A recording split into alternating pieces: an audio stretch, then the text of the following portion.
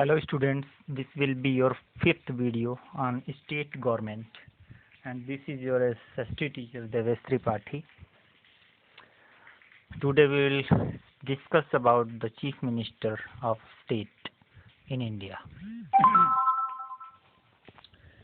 हमारे यहाँ का जो चीफ मिनिस्टर होता है वह किसी भी पार्टी का, वह जो है जो मेजोरिटी में आई हुई है, जो बहुमत में आई हुई है, उस पार्टी का वह लीडर होता है, नेता होता है।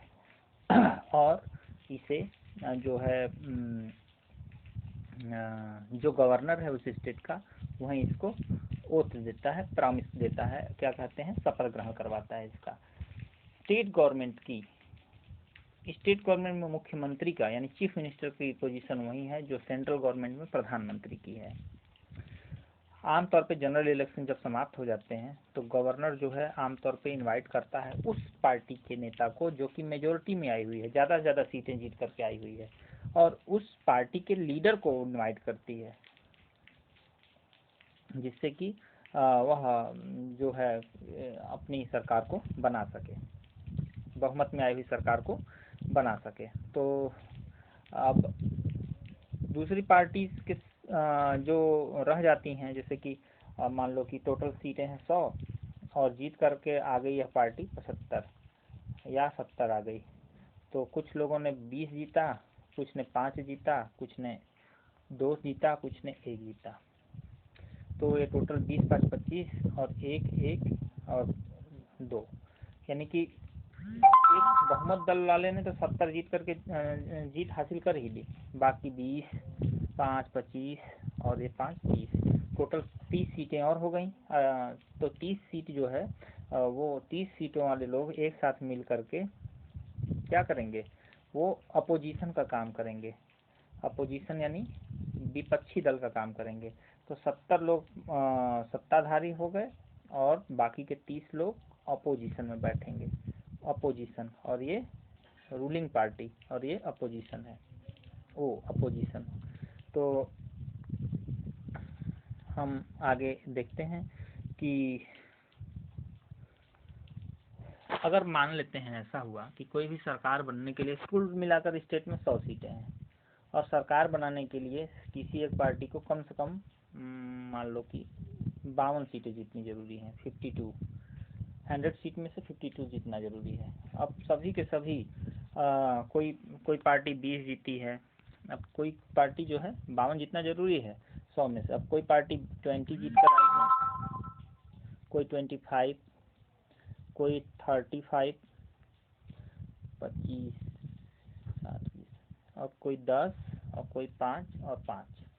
तो ये क्या करेगा कि सबसे बड़ा जो यहाँ जीत करके आया हुआ है ये 35 जीता है, अगर इसको मिला लेता है अपने में 10 वाले को तो 45 हो जाएगा, और इसमें से किसी एक को मिला ले, 5 वाले में से किसी एक को भी मिला ले, तो ये 35 45, तो कितना हो जा रहा है 50।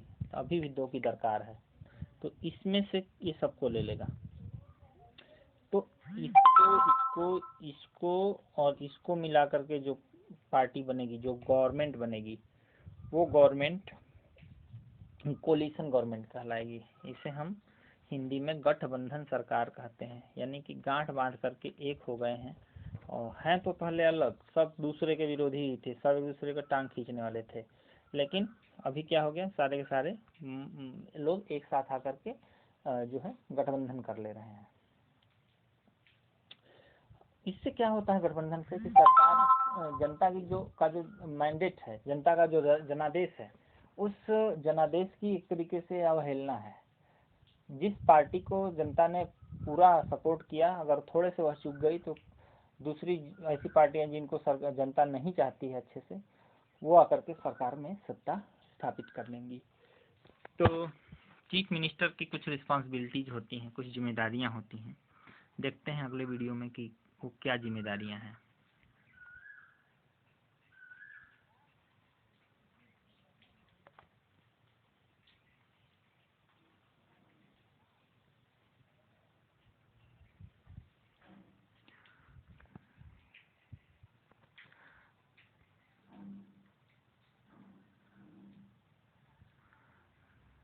देखते हैं क्या जिम्मेदारियां हैं। कहाँ गया। हाँ, तो रिस्पॉन्सिबिलिटीज की बात कर लें कि ऐसी कौन कौन सी जिम्मेदारियां हैं जो हमारा चीफ मिनिस्टर लेता है। तो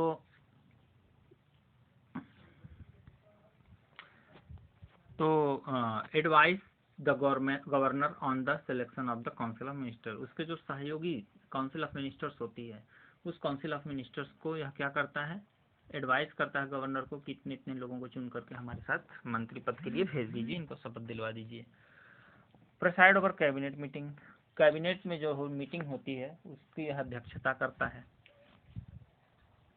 distribute portfolio among the ministers, जो सरकार की जो नीतियां होती हैं देश या राज्य को चलाने की, उससे संबंधित जितने भी विचार होते हैं वह सब मिनिस्टर्स में बांटता है, शेयर करता है। और साथ ही साथ डेप्यूटी चीफ मिनिस्टर की भी आवश्यकता अगर उससे पड़ती है, जैसे कि अपने हम योगी की सहायता करने के लिए Keshavnath Maurya deputy chief minister बनाए गए हैं, और साथ दिनेश शर्मा भी हैं, उनको भी बनाया गया है। तो कोई शर्मा करके, तो दो लोग असिस्ट करते हैं चीफ मिनिस्टर को। अगर स्टेट बड़ा है, काम ज़्यादा है, तो अपनी जिम्मेदारियों का थोड़ा सा निर्वहन दूसरे लोगों से भी करा लिया जाता है, जिससे कि अच्छे ढंग से, स्मूथ ढंग से काम हो सके। अब if a vote of no confidence against the government is passed, अगर अविश्वास, नो कॉन्फिडेंस, अविश्वास प्रस्ताव पारित हो जाता है सत्ताधारी सरकार के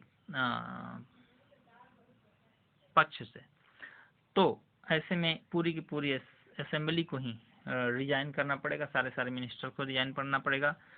और इस तरीके से जो रिस्पॉन्सिबिलिटी है चीफ मिनिस्टर की, जिससे कि to maintain good relation with central government, और इस तरीके से सेंट्रल गवर्नमेंट्स के साथ हमेशा अच्छे रिश्ते बनाए रखना राज्य सरकार के लिए आवश्यक होता है। काउंसिल ऑफ मिनिस्टर्स, मंत्री परिषद। अब हम इसे देखते हैं नेक्स्ट वीडियो में।